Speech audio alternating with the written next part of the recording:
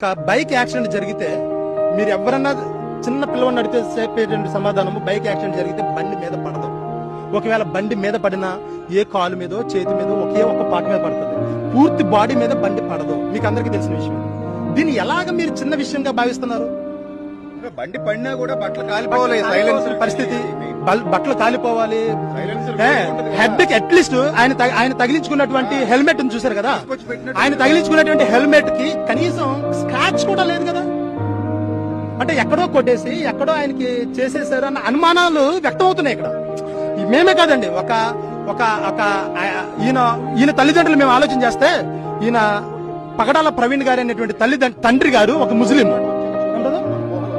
తండ్రి గారు ఒక ముస్లిం, తల్లి గారు ఒక రోమన్ క్యాథలిక్ క్రైస్తవురాలు ఆవిడ.